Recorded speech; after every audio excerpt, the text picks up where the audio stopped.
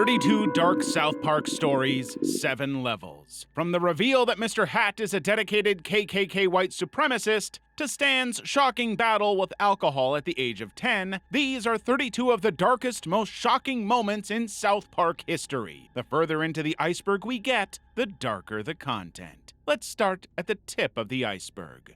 Level 1. Receiving flowers from The Simpsons.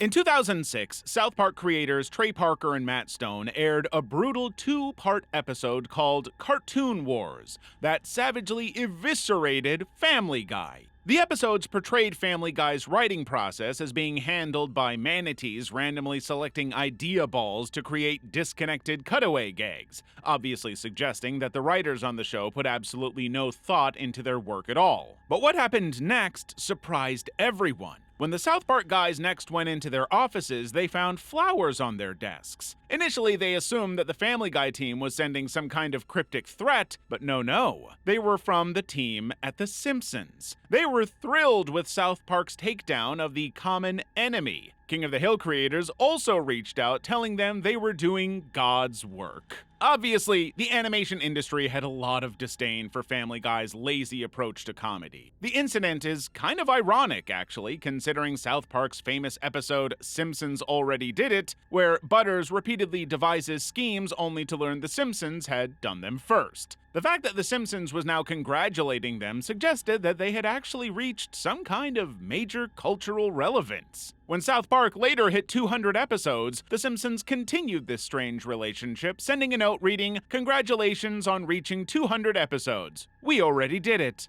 Twice." Jimmy Swanson. Today, we know that Jimmy's surname is Valmer, but it wasn't always that way. Way back in Season 7's Crazy Cripples, he was explicitly called Jimmy Swanson. His parents, addressed as Mr. and Mrs. Swanson, appeared in this episode where they expressed concern about Jimmy joining a gang. But just 1 year later, Jimmy Swanson was no more. In Season 8's Up the Down Steroid, Jimmy suddenly becomes Jimmy Valmer with no explanation whatsoever. Of course, Jimmy is such a side character that fans didn't immediately notice. His last name's spelling wasn't even officially confirmed until Season 14's You Have Zero Friends years later. So why the heck did the name change? Some fans have speculated it was because Family Guy already featured a disabled character named Joe Swanson, creating potential confusion or legal issues or even accusations of plagiarism. Changing the name would make it easier to avoid these allegations. Others connect it to Team America World Police, a Matt Stone and Trey Parker film, featuring terms like Valmorphinization and Valmorification. But honestly, the simplest explanation is the most likely. It's highly likely that the creators simply forgot they'd given him a surname and created a new one when they needed it. Now, even though Jimmy's name changed, his parents' attitude stayed exactly the same. They always believed that his disability was divine punishment because they used to make fun of crippled kids in high school. His father bluntly tells him he was sent here through the vengeful and angry hand of God as a lesson to his parents. So, just because his name changed, his life didn't improve. Whatever prompted the change, Jimmy Valmer has been his official name ever since. Well, for now. George Clooney played a gay dog.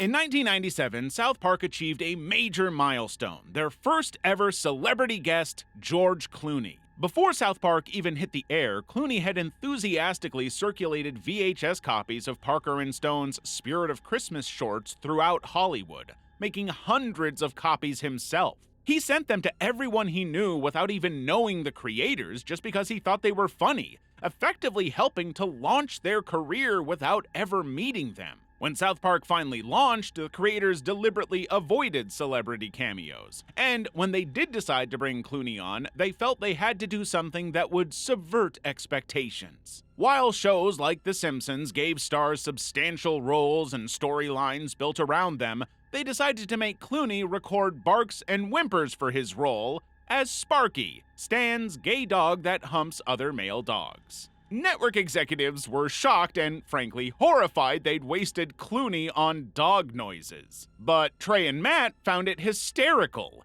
Years later, they said, having George come into the studio and bark like a dog for 5 minutes and leave was pretty funny. The joke even continued in the credits where George Clooney as Sparky the dog appeared alongside the regular cast. The creators did eventually decide to give Clooney a more substantial role in the show's legacy, giving him a line as Dr. Ghosh in the South Park movie. Specifically, he delivers the essential line, "We accidentally replaced your heart with a baked potato. You have about 3 seconds to live." Unfortunately, considering his key role in South Park history, Clooney's relationship with the show would never last. In 2006, Clooney won the Oscar and gave what Parker and Stone called a smuggy acceptance speech about Hollywood's social consciousness. They used the show to respond, creating Smug Alert, featuring actual audio from Clooney forming a smug cloud that combined with hybrid car owners' smugness to create an environmental disaster destroying San Francisco.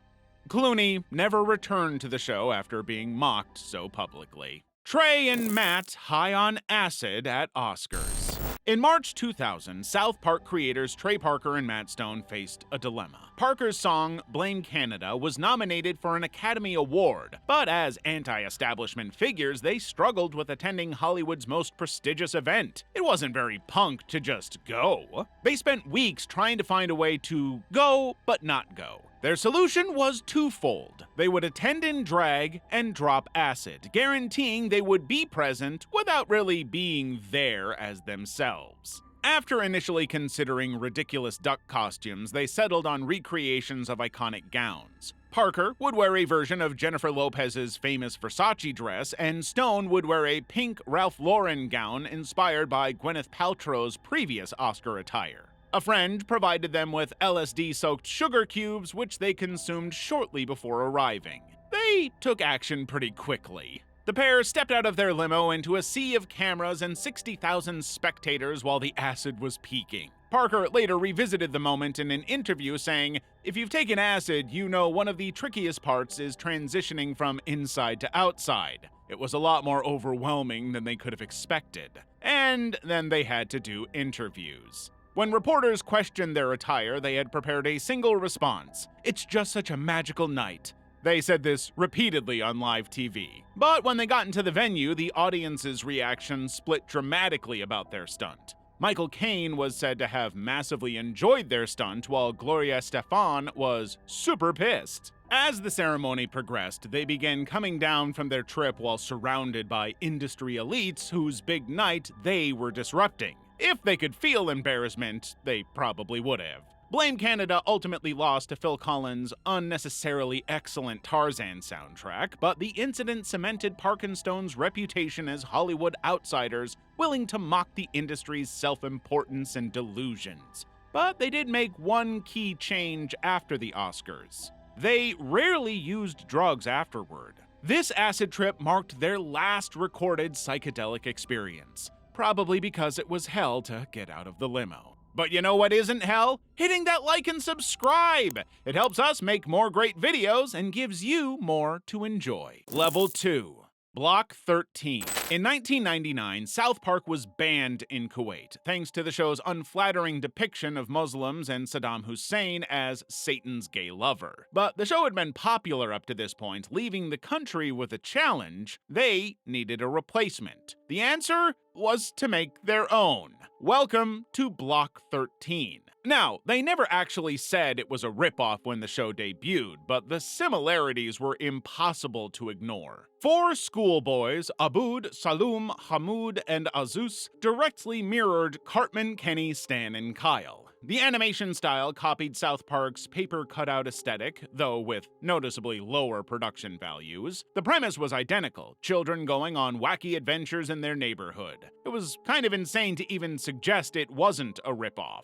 Even the creator, Nawaf Salim al-Shamari, later admitted it was. Yet, it aired for 3 seasons, becoming wildly popular during Ramadan. However, the show did have one key point of difference that the American South Park never embraced. The show functioned as propaganda. Block 13 had taken South Park's entire format and sanitized it for Middle Eastern sensibilities, removing all religious criticism and adult themes, making it a giant commercial for whatever the hell they wanted to sell to the Kuwaiti public. Of course, the show wasn't good. The voice acting was particularly jarring, described by critics as ear-grating, with bit-crush chipmunk squeaking that made it almost unbearable to listen to. Characters appeared inconsistently drawn from scene to scene. There was no quality control in any of it. But it did somehow develop and maintain a cult following. It still aired during Ramadan, with many locals having never heard of South Park, but loving Block 13. Accusation of ripping off Ren and Stimpy.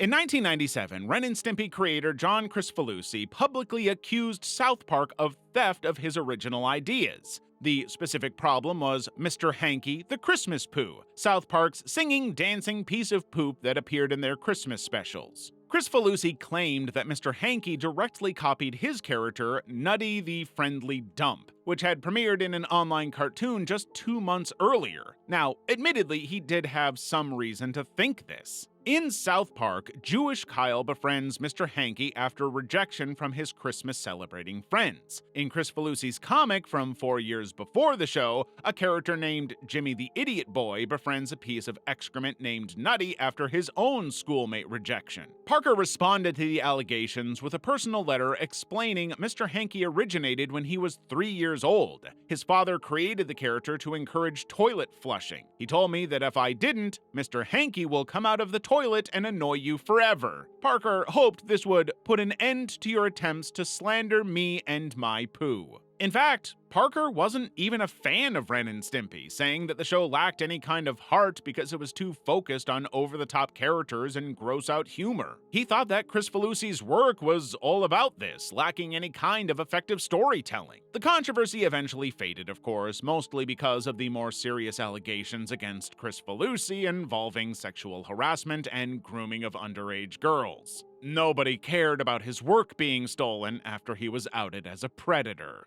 The Lollipop Forest lawsuit. In October 2012, Xavier Wardlaw took South Park creators Trey Parker and Matt Stone to federal court in Philadelphia. He claimed that they had stolen his Big Bad Lollipop character from the Lollipop Forest, a children's show he created, adapting it into their Lollipop King for the Imagination Land trilogy that aired in 2007. Wardlaw claimed that his wholesome candy character had essentially been taken from his stories and forced into some distinctly unwholesome scenarios. The Lollipop King was choked by a stormtrooper, he witnessed the bloody aftermath of a suicide bombing, he was given a front row seat to an explicit sexual act between Kyle and Cartman. Wardlaw felt that all of this was some kind of personal attack on his creation. The lawsuit didn't mince words in response, saying that South Park had disregarded the public copyright notice and appropriated the Lollipop Forest for financial gain. The show had diminished or tarnished Wardlaw's creation by exposing it to unwholesome language and sexual innuendo. 5 years had passed between the episode airing and the lawsuit filing. DVDs had been released and the episodes were regularly being re-aired on TV, but Wardlaw demanded all references to his character be removed from the Emmy-winning episodes and sought unspecified damages. The problem was that proving ownership of an anthropomorphized lollipop would be difficult, especially against a show protected by satire and fair use laws. The courts totally agreed. The lawsuit disappeared without resolution, joining many failed attempts to hold South Park legally accountable. The Lollipop King remained on screen, disturbing candy imagery and all. Wardlaw just vanished into obscurity after failing to secure what he considered justice. 1998 April Fool's Day prank. In February 1998, the first season of South Park concluded with Cartman's mom is a dirty slut. But in this episode, Matt and Trey decided to do something bold and new, a cliffhanger. The episode ended with Dr. Mephisto about to reveal the identity of Cartman's father, a mystery that had captivated viewers since the first episode. But suddenly he announced that the answer would be revealed in 4 weeks, leaving viewers hanging. so they waited anxiously. But when the Season 2 premiere finally arrived on April 1st, the cliffhanger was not resolved. Instead, viewers were greeted with Terrence and Phillips in Not Without My Anus, an episode featuring none of the main characters and completely unrelated to Cartman's paternity question. The episode began with an announcer acknowledging viewers had waited weeks for the answer, then immediately stating it wouldn't be revealed. This calculated bait and switch wasn't accidental. Trey Parker and Matt Stone deliberately chose April Fool's Day to come back for Season 2 and air this brutal subversion of expectations. The timing maximized the frustration, of course. Fans had invested in the storyline only to have their expectations intentionally crushed. The backlash was immediate and intense. Within 1 week, Comedy Central received 2,000 email complaints from furious viewers who felt wronged and slighted. The network, facing unprecedented viewer outrage, was forced to move up the broadcast date of Cartman's Mom is Still a Dirty Slut. To their credit, Parker and Stone later cited this episode as their favorite, openly acknowledging they enjoyed the controversy. It was why they did it. They wanted to upset. Level 3. The Spirit of Christmas. In 1992, University of Colorado film students Trey Parker and Matt Stone created something that would change television forever. A crude animated short called The Spirit of Christmas, Jesus vs. Frosty. Using only construction paper, scissors, and an 8mm camera, they animated 4 foul-mouthed Colorado kids who accidentally bring a killer snowman to life. College students had never seen cute animation paired with children screaming profanities, and they loved it. But what truly launched their careers came 3 years later when Fox executive Brian Graydon paid them $2,000 to create another short as his personal Christmas card. The second film, Jesus vs. Santa, featured the now recognizable South Park kids witnessing a violent showdown between Santa Claus and Jesus Christ over who should own Christmas, and it basically set the formula for what would become the show. Kenny dies brutally, blood splattered across the snow, and children curse with sailor-like precision. It was like the first episode of what the show would be. Graydon made about 80 VHS copies to send to friends. Those friends made copies. Those copies made copies. In Hollywood offices, the tapes passed from hand to hand like contraband, with movie stars, executives, assistants, everybody passing it along. Remember, this was 1995, a full 10 years before YouTube, before social media. The short spread through physical means, becoming maybe the last true pre-internet viral sensation. But the television executives who received these bootleg tapes recognized something revolutionary beneath all of the obvious shock value. Comedy Central took a chance on Parker and Stone, giving them the chance to develop their foul-mouthed videos into a real TV show. We know what happened next. It launched a franchise now worth nearly $1 billion. In 2021, Parker and Stone signed a $90 million deal extending the series through 2027. All this from one short film. Kenny is based on a schoolmate of Trey Parker. Unlike most of the characters in the show, Kenny McCormick wasn't entirely a fictional creation. He was based on a real kid Trey Parker knew growing up in Colorado. Although, for the sake of clarity, the real Kenny didn't die repeatedly, that we know of. In a 2000 PaleyFest interview, Parker revealed that the inspiration was a real friend named Kenny, admitting that we should have changed the names more than we did because now I could get in trouble. Like the fictional Kenny, the real Kenny stood out at the bus stop with his distinctive orange coat that completely obscured his face and muffled everything he said. His classmates, including Parker, would regularly tell him, "We can't understand you." But Kenny's inspiration went far beyond his appearance. He was also the poorest kid in the neighborhood, just like the show's Kenny. So how did the whole dying repeatedly thing come up? Real-life Kenny had a habit of disappearing from school for days at a time, prompting Parker and others to ask, what happened to Kenny? Is he dead? It was just that simple. That innocent childhood question transformed into South Park's most violent running gag. For the show's first 5 seasons, Kenny suffered gruesome deaths in nearly every episode, being crushed, drowned, dismembered, and killed in countless horrific ways.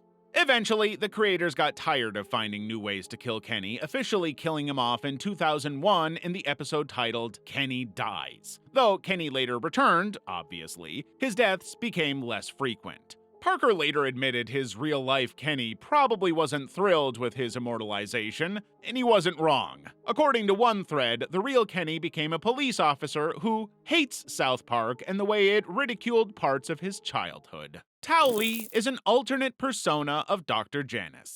Dr. William Janice's fractured psyche extends beyond Tuong Lu Kim. The City Walk owner is just one personality of many. Some people are convinced that Dr. Janice is also living his life as Towley. Let's dig into that. The talking towel's sudden appearances whenever water is mentioned is not that different from how trauma triggers Janice's personalities. In fact, if you think about it, Towley's origin story at Tynacorp could be Janice's elaborate delusion, fabricated after being molested by his uncle. Towley's marijuana addiction parallels Janice's need to escape reality. Both entities vanish and reappear without explanation. Both exist separately from normal society. Both harbor deep trauma beneath their surface personas, like they're the same person. Which would also explain why South Park has this inconsistent aging thing and all the timeline anomalies. The town isn't real, it's just the landscape of Janice's broken mind. Kenny dies repeatedly because Janice can't process death properly, so it's easier to kill him and have him come back next week. Characters remain children because Janice's development halted during his childhood trauma. It actually explains a lot.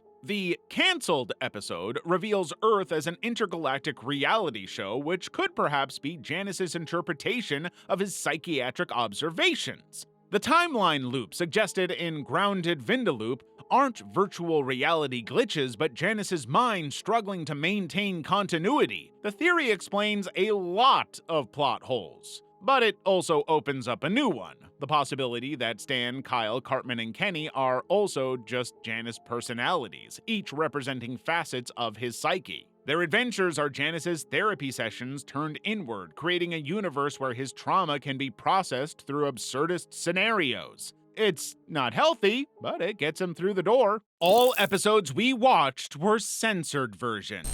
What if I told you that every South Park episode you've ever seen wasn't the original version? That's what believers in the censored South Park theory claim.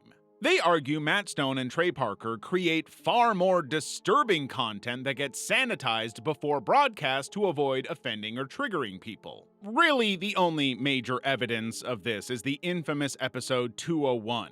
Comedy Central heavily censored this episode after threats from extremists for depicting the Prophet Muhammad. The original audio from the episode was later leaked, revealing a speech about intimidation and censorship, which is pretty ironic given the circumstances. In the episode, the network didn't just bleep Muhammad's name, they covered entire sections with continuous bleeps, disrupting the episode's conclusion. It was impossible to watch, leading people to believe that this was happening more than they thought. The syndicated South Park provides more proof. When episodes moved to local TV in 2005, they underwent significant editing, supervised by the creators. Scenes showing Cartman's mother having sex received giant black censored bars. Episodes airing before 9 p.m. on Comedy Central itself got sanitized, with fecal scenes removed and sexual content trimmed. It was kind of weird to even try airing the show when so much would be cut out. One user noticed Red Hot Catholic Love had mouth defecation scenes replaced with text reading, "This scene has been edited out for your protection." The Make Love Not Warcraft episode skimmed Cartman defecating on his mother. The most disturbing theory suggests these known censorship cases represent just the surface. What if Comedy Central executives reject material so extreme that we never know it existed? Uncensored storyboards possibly circulate among production staff, and some claim South Park Studios briefly hosted uncensored content through server glitches. But there's no way of knowing if any of that was true. 5 episodes remain completely banned from streaming platforms. If networks censor what we already know about, what disturbing content might exist in Parker and Stone's original vision? All the show takes place in Tweek's mind. Maybe the most unsettling South Park theory of all suggests the entire show exists solely in Tweek's mind, the product of a severe coffee-fueled breakdown. Tweek's introduction in Gnomes provides our first clue. His claims about underpants gnomes stealing his underwear seemed like paranoid delusions until they were proved real. That pattern repeats throughout the series. Tweek perceives threats others initially dismiss, only for those threats to materialize. Throughout all of it, his parents feed him coffee constantly, claiming it calms him down, despite clearly exacerbating his condition. That's abuse, right? But the abuse runs deeper. His father once pulled a gun on him during a preparation exercise for potential child abduction, telling him, "Bang, you're dead, Tweek." These traumatic incidents, combined with caffeine overdose, created the perfect conditions for psychosis, and that led to total mental collapse. The theory suggests each character represents fragmented aspects of Tweek's psyche. Cartman embodies his repressed anger, Stan and Kyle represent his moral reasoning, and Kenny, who dies repeatedly, manifests his existential fears. But there is a little light in Tweek's life. Craig, initially his antagonist in Tweek vs. Craig, later becomes his boyfriend. This relationship arc mirrors Tweek's struggle for self-acceptance. The Yowie art crisis in Tweek Craig represents his subconscious wrestling with identity. Every outlandish scenario, every celebrity cameo, every alien abduction, all manifestations of a child's fractured mind desperately processing his trauma through increasingly elaborate fantasies. Mitch Connor is a real person. Mitch Connor first appears as a simple hand-drawn face on Cartman's hand in Fat Butt and Pancake Head. But something isn't right from the start. Cartman insists Mitch has a mind of his own. Not as a joke, he genuinely believes this. The real evidence comes through when no one's watching. Cartman argues with Mitch when he's completely alone, suggesting this isn't merely a performance. Why would he maintain the charade with no audience? Then, Mitch blinks independently during conversations with Tom Cruise, clearly hinting at some kind of autonomous movement beyond Cartman's control. Most unsettling is Mitch's knowledge. He knows things Cartman couldn't possibly know, including the true identity of Cartman's father, which, as we know, was information deliberately hidden from everyone in South Park and the audience. So he clearly knows more than even Cartman does. In The Fractured But Whole, we get even more evidence, as Mitch apparently transfers over to Kyle's hand. If Mitch were simply Cartman's invention, this possession of another host would be impossible. The implication is that something travels between bodies using hands as vessels. Whatever this thing is, it's alive. Now, Mitch introduces himself as just your run-of-the-mill con man who's been moving from town to town scamming people since I was 15, so it does kind of line up with his moving from hand to hand. Even his final words before dying in his first appearance suggest that there's something going on. He says, "I wonder, will I dream?" Now why else would he say this if he has no conscious thought? Level 4.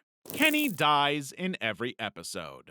As every fan knows, Kenny McCormick dies violently in almost every single South Park episode. He was run over by cars, impaled on flagpoles, burned in microwaves, crushed by elevators, decapitated by fans. He was basically a weekly blood sacrifice. His deaths were random, absurd, and always punctuated by Stan's cry, "Oh my god, they killed Kenny!" followed by Kyle's, "You bastards!" But by season 5, Kenny had died 78 times, and the creators had gotten tired of trying to think of new ways to kill him. Then came Kenny Dies, where he succumbed to a terminal illness. Unlike all of the others, this wasn't played for laughs. Kenny stayed dead for almost all of season 6. When he returned, something changed in the fabric of the show. Kenny died less frequently, the deaths stopped being a predictable punchline, and now there were all these questions of why Kenny kept returning and why nobody remembered that he died over and over. Season 14 revealed the disturbing truth through Kenny's superhero persona, Mysterion. It turns out that Kenny wasn't just dying, he was immortal. Every death was agonizing to him. Every night spent in hell was real. Each morning, he'd wake in his bed as if nothing happened, fully aware of his previous demise, while everyone forgot that it even happened. But the truth was darker still. Kenny's parents had attended Cult of Cthulhu meetings for free beer. During one ritual, they inadvertently connected their unborn son to the cosmic horror. Now, whenever Kenny dies, his mother immediately gives birth to him again. He rapidly ages back to his previous state within hours. It's a devastating cycle. Kenny tried proving this by shooting himself in the head in front of his friends. They watched in horror as it happened, but by morning had forgotten everything. Only Kenny remembers, trapped in an endless cycle of death and rebirth, cursed with memories no one shares. Mr. Hat is in the KKK.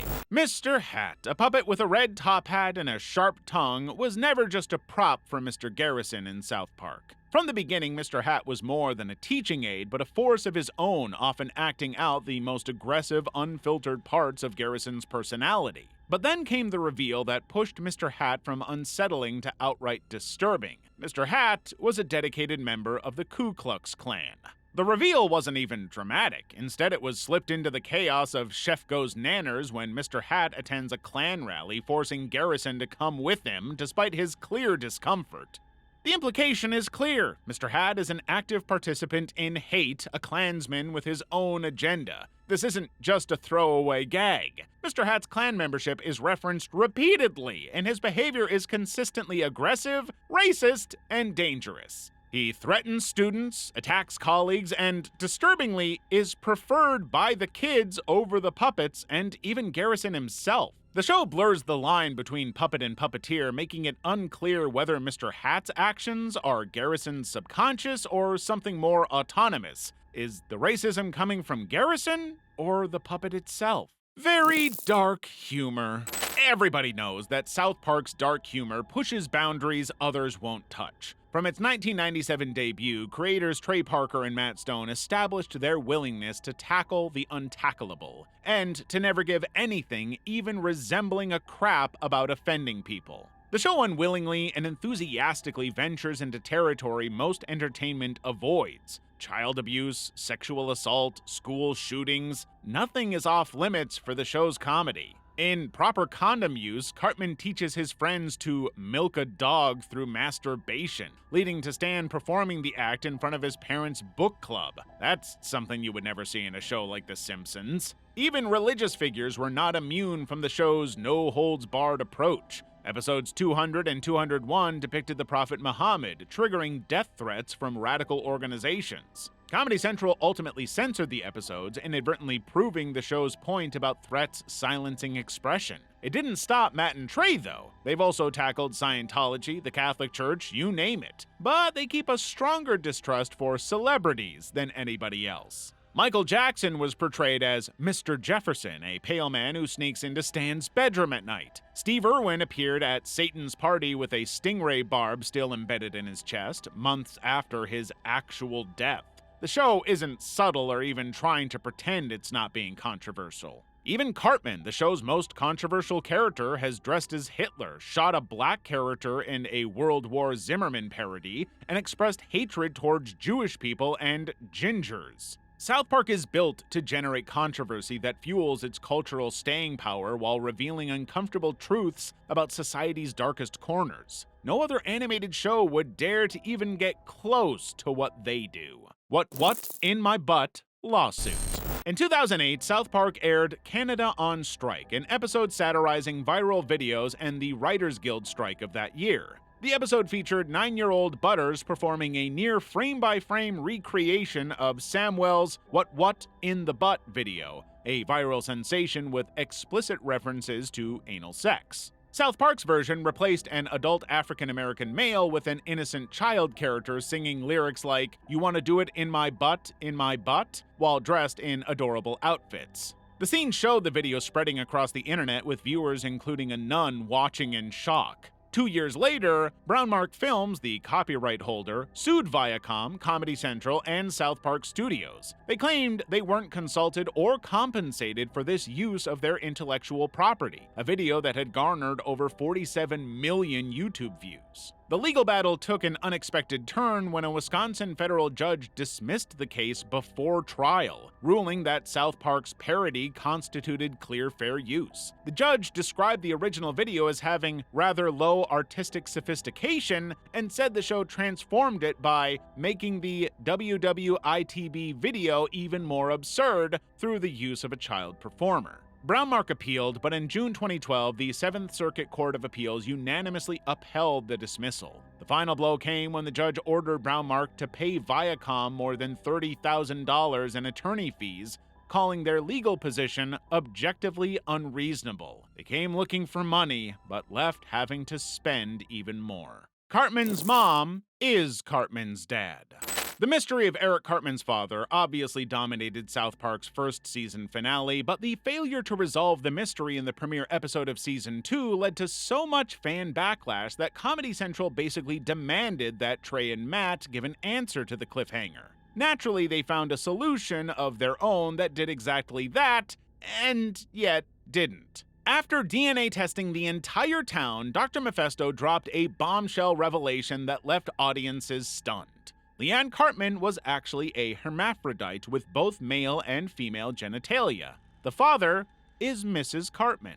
Leanne had apparently impregnated another woman, making her Cartman's biological father, not his mother. This left Cartman horrified, immediately questioning, if she's my dad, who's my mom? The twist was deliberately outrageous even by South Park standards. Cartman, the show's most offensive character, had unwittingly been living with his father all along while searching for a parent who didn't exist in the conventional sense. For 12 years, this remained canon until the truth emerged in Season 14's controversial episodes 200 and 201. The hermaphrodite story was revealed to be an elaborate lie orchestrated to protect the Denver Broncos football team from scandal. We don't even have time to try and unravel that one. Of course, even this plot point was later undone, with Leanne turning back into an ordinary woman and Cartman's father being someone else entirely, which means all of this was completely pointless. Grounded Vindaloop ending. South Park's Grounded Vindaloop stands as one of the show's most disorienting episodes. When it first aired, it thrust viewers into such a complicated, repeating loop of realities that audiences had absolutely no idea what was real, even after the episode finished. The premise is actually fairly simple. Cartman tricks Butters with fake VR goggles. Butters, believing the ruse, punches his father, steals a car, and attempts to assault a prostitute before getting stabbed. But this straightforward prank spirals into madness when Cartman dresses as Morpheus from The Matrix to convince an injured Butters he's still in virtual reality, and it works. But the episode then fractures reality itself. Cartman receives a call from Steve, an Indian customer service representative who claims Cartman is actually the one trapped in VR. Soon, viewers witness Cartman catatonic with a real Oculus Rift headset. But who's real? Who's virtual? What exactly is going on? Each scene adds another disorienting layer. Kyle thinks he's rescuing Cartman. Butters doesn't understand why he's grounded. The customer service rep starts talking to himself. Every character believes their reality is genuine while doubting everyone else's reality, and there's absolutely no way to truly understand.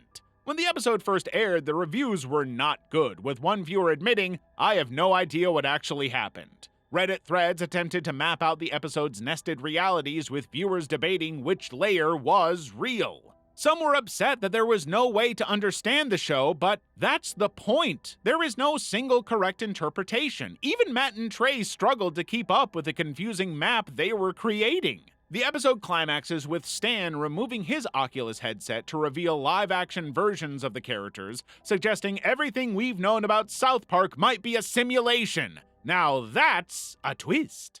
Darth Chef. When Isaac Hayes left South Park in 2006, the official statement claimed he quit over the show's satire of Scientology in Trapped in the Closet. Actually, the truth was more complicated. According to his son, Isaac Hayes did not quit South Park, someone quit South Park for him, pointing to Scientologists in Hayes' entourage who made the decision while he was incapacitated with medical issues. Whatever the reason, the show now had to find some way to tackle the absence of a beloved character. Trey Parker and Matt Stone's response was both technically clever and deliberately shocking. In The Return of Chef, they repurposed Hayes' voice by splicing together snippets from previous episodes. The result was jarring. Chef's dialogue became choppy and disjointed as he repeatedly propositioned children for sex. The plot explained Chef had joined the Super Adventure Club, a thinly veiled stand-in for Scientology portrayed as a pedophilic cult that brainwashed members. When the boys attempted to rescue Chef, he meets a horrific fate, falling off a bridge, becoming impaled on a tree stump, mauled by wild animals, and defecating on himself while dying. But the show wasn't finished with Chef.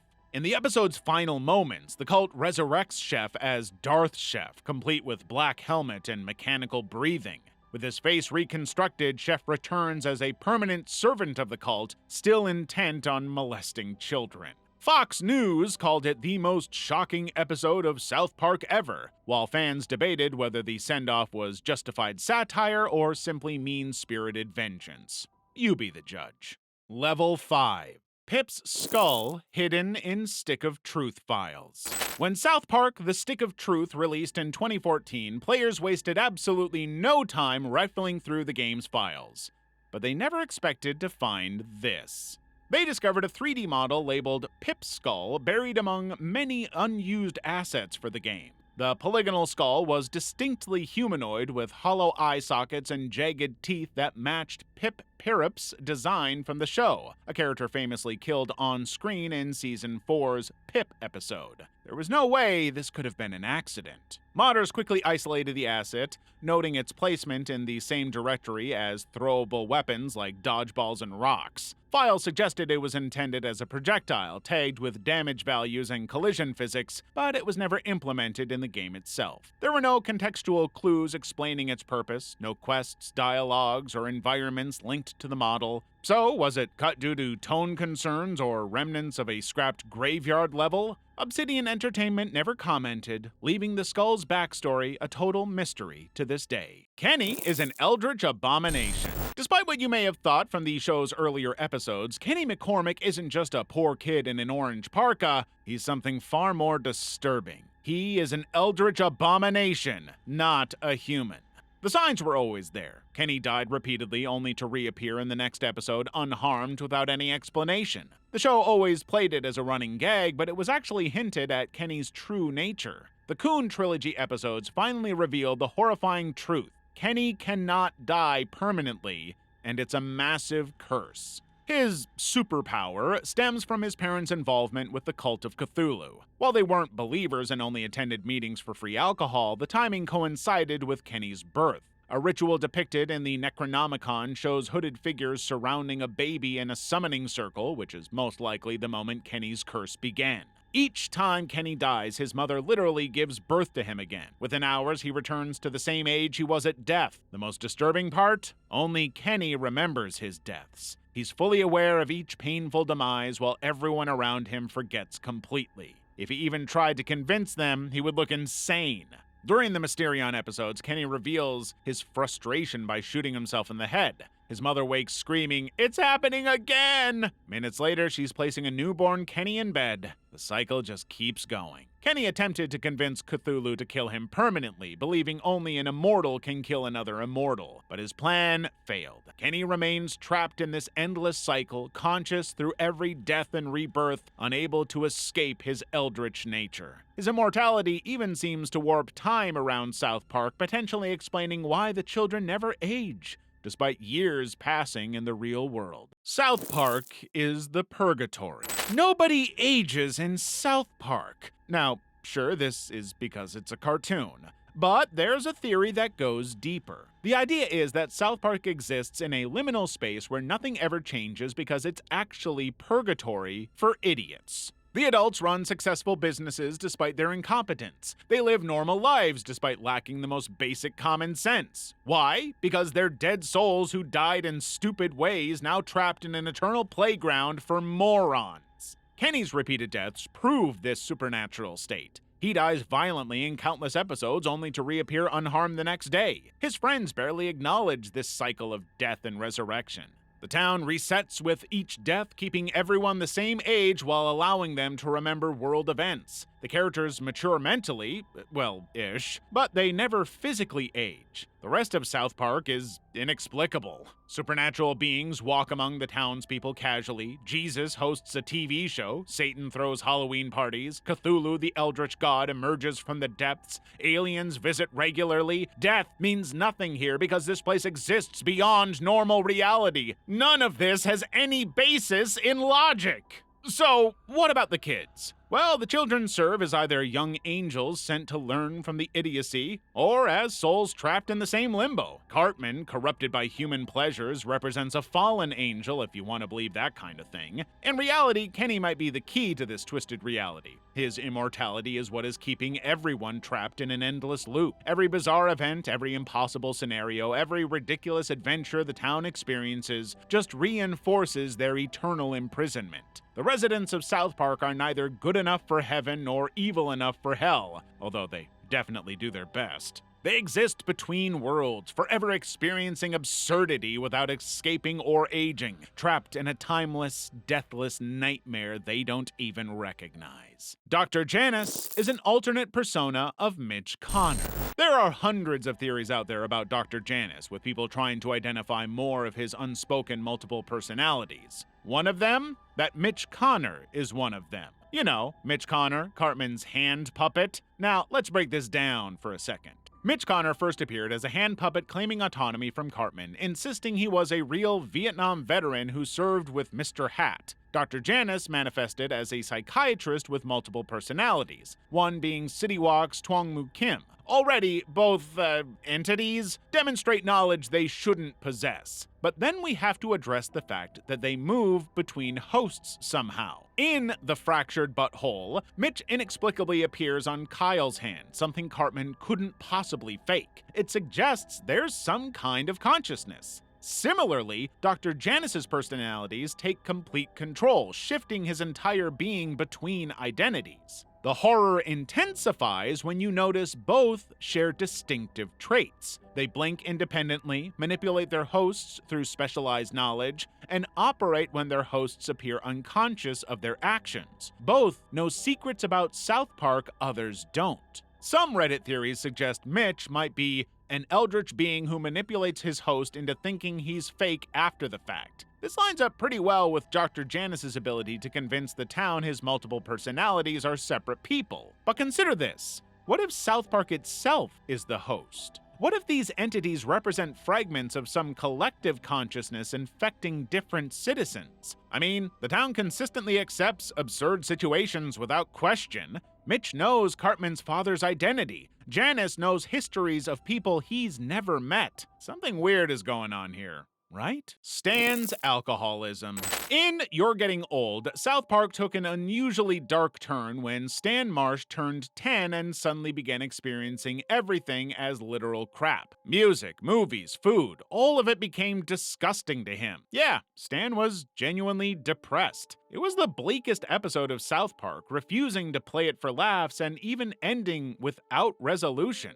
Stan's parents divorced, his friends abandoned him, and his montage set to Fleetwood Mac's Landslide showed his family breaking apart. Fans were stunned that Matt and Trey would do this. South Park had always reset by the episode's end, but this time, the sadness lingered. It was a massive bummer. But next week, surely everything would reset and go back to normal. Nope. Asperger's continued this storyline. Stan remained depressed, lashing out in class and tearfully asking how to live when nothing brings joy. The show didn't shy away from his pain, portraying his isolation with uncomfortable honesty. They were not going to give the audience a break from this. The most disturbing development came when Stan met others who saw the world as it really was. Their solution? Alcohol. Stan discovered that drinking made the world tolerable again. Yet another startlingly realistic portrayal, this time of self-medication. When his parents reconciled, Stan's problems should have resolved. In any other animated show, that would have happened. Instead, the episode showed him secretly drinking to cope with everyday life.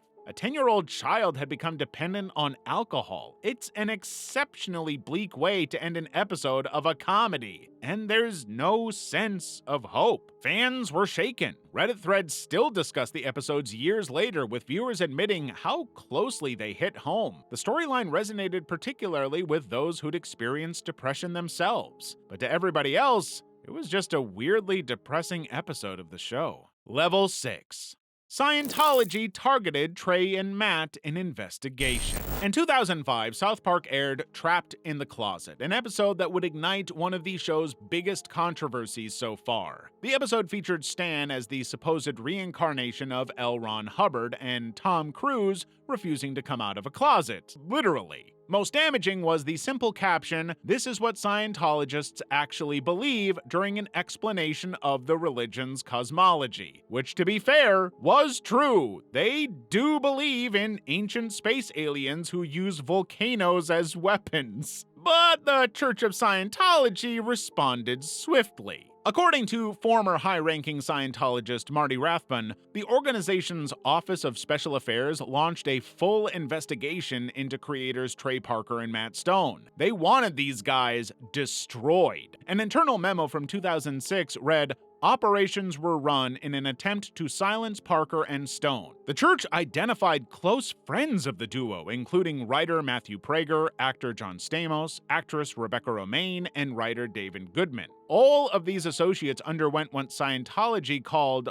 PRC, public records checks, an intensive collection of all available public information. But it went further. The investigation allegedly included special collections, covert gathering of phone records, bank statements, and personal letters, a massive breach of privacy. While all of this was going on, Tom Cruise was waging his own war against the show, threatening to withhold promotion for Mission Impossible 3 unless Viacom, which owned both Paramount Pictures and Comedy Central, pulled the episode. Cruise denied this claim, but the episode was pulled from rebroadcast for a short time. Despite these extensive efforts, Scientology found nothing damaging on Parker and Stone. And let's be honest, even if they did, it would have done nothing. The episode continued to air, ultimately becoming a major turning point in public perception of Scientology. Apology for Terrorism in conclusion of 201. Episode 201 aired on April 21st, 2010, and faced unprecedented censorship for the show. The previous episode 200 had depicted the Prophet Muhammad hidden in a bear costume, triggering a warning from RevolutionMuslim.com that creators Trey Parker and Matt Stone might wind up like Theo van Gogh, the Dutch filmmaker murdered in 2004 after making a film critical of Islam. The threat wasn't subtle. The website posted photos of Van Gogh's murdered body alongside Parker and Stone's home addresses and production office locations. Despite claiming it wasn't directly threatening violence, the message clearly implied deadly consequences. Comedy Central's response was swift and severe. They took absolutely no chances. When episode 201 aired, every mention of Muhammad's name was bleeped out. His image was covered with a black censored bar, and the network made the groundbreaking decision to completely bleep Kyle's final speech, the traditional moral conclusion of episodes. But that speech never mentioned Muhammad. It was about intimidation and fear itself. The irony is that the censored dialogue included lines like, "Throughout this whole ordeal, we've all wanted to show things that we weren't allowed to show because of the magical power of threatening people with violence. That's obviously the only true power." Parker and Stone released a statement in response saying, "In 14 years, we've never done a show we couldn't stand behind. We delivered our version, and they made a determination to alter the episode. It wasn't some meta joke on our part. Comedy Central added the bleeps." The episode has never been rebroadcast or made available for streaming. Even South Park Studios' website won't show it. The terrorists effectively won, and for the exact reason the show was satirizing: live-action sex change footage. In the 2005 South Park season premiere, Mr. Garrison's Fancy New Vagina, creators Trey Parker and Matt Stone decided to make the episode unusually realistic and authentic. The episode followed Mr. Garrison's decision to undergo gender reassignment surgery, but the creators decided they would portray the procedure in serious graphic detail with real footage. The original cut of the episode contained over 5 minutes of real footage from an actual reassignment surgery. Comedy Central executives immediately pushed back, obviously, forcing Parker and Stone to trim the graphic medical content to just 3 brief 1-second shots. But even these clips showed actual surgical procedures being performed, including the removal of Garrison's penis, which many viewers found deeply disturbing. For those tuning in for a fun, laid-back show, they got quite a shock. Parker and Stone later revealed they initially included the extended surgery footage because of the lack of ideas. They just didn't know how to do anything else. Comedy Central only approved the trimmed version after the creators introduced additional storylines about Kyle becoming transracial and Gerald becoming trans-species. One fan described it as the most nauseating South Park episode they had ever seen. Another, who later came out as transgender, called the scene traumatic and absolutely tasteless, stating it made them disgusted with the idea of being transgender. The episode remains one of South Park's most controversial. Some praise its brutally honest take, while others condemn it as harmful. Nearly 2 decades later, the discussions are still going on, and they're no less divisive than they always have been. Mr. Garrison is a pedophile. Mr. Garrison began as a closeted 3rd-grade teacher channeling repressed homosexuality through a hand puppet. His classroom behavior was inappropriate from day one, of course. He would be telling students that gay people are evil while secretly fighting his own desires, all of which led to erratic outbursts directed at children. After writing an erotic novel in The Valley of Penises, Garrison finally acknowledged his sexuality, but this acceptance of himself didn't improve his behavior, it just unleashed it. This freedom meant exploring every impulse, no matter how inappropriate. Unfortunately, students became the unwilling participants in his sexual journey. This is where the show really leaned into some shocking stuff. The episode Cartman Joins Nambla showed him getting arrested attempting to solicit sex from Cartman online. He seemed unbothered by the arrest, viewing it as an inconvenience. There was no regret there. When he was promoted to 4th-grade teacher, Garrison hired his BDSM partner, Mr. Slave, as a teaching assistant. Together, they performed explicit sexual acts during lessons in front of the children. In the Death Camp of Tolerance, Garrison shoved the class gerbil into Mr. Slave's butt while children watched horrified. Parents were manipulated into accepting this as progressive tolerance. His character had changed radically from his original debut in the show. Chef later labeled him as a complete pervert after discovering Garrison taught kindergartners sexual acts involving feces. His perversions became his teaching trademark, yet school administration rarely intervened meaningfully. Each episode pushed Garrison's inappropriate student interactions further beyond acceptable boundaries. Level 7. Cartman's dad is Scott Tenorman's dad. In the episode Scott Tenorman Must Die, Cartman crosses some serious lines. The story begins with Cartman's humiliation at the hands of Scott Tenorman, who sold him fake pubes for $10 and repeatedly outsmarted him. Cartman's escalating attempts at revenge culminated in an elaborate scheme involving local farmer Denkins, who shot and killed Scott's parents when they trespassed on his property. What happened next crossed lines even for South Park. Cartman stole the bodies, dismembered them, and cooked them into chili. At the town's Chili Con Carnival, Cartman fed this human chili to Scott while Radiohead, Scott's favorite band, mocked him for crying. The ultimate humiliation was complete when Cartman licked the tears from Scott's face, calling them tears of unfathomable sadness. And that was the happy ending of the episode. But years later, in episode 201, came the twist that transformed this already disturbing tale into something even more macabre. After years of wondering, we discovered that Jack Tenorman, the father Cartman had killed and served as chili, was actually Cartman's biological father. This makes Scott Tenorman his half-brother. The victory reframes Cartman's victory entirely. His quest for petty revenge inadvertently led to him murdering his own father. Cartman, obsessed with getting back at someone who wronged him, ended up committing an act of unwitting self-sabotage. The casual way South Park presents this information just makes it more bleak when you think about it. Cartman unknowingly killed his father and fed him to his half-brother over $10 worth of pubes. Kenny's lines in the intro. Every South Park fan knows the theme song. Going down to South Park, gonna have myself a time. You know the rest. But what most viewers don't realize is that Kenny McCormick's muffled lyrics contain some of the most explicit content on television, hiding in plain sight for decades, and passing the censors entirely. From the show's beginning, Kenny's orange parka served a dual purpose: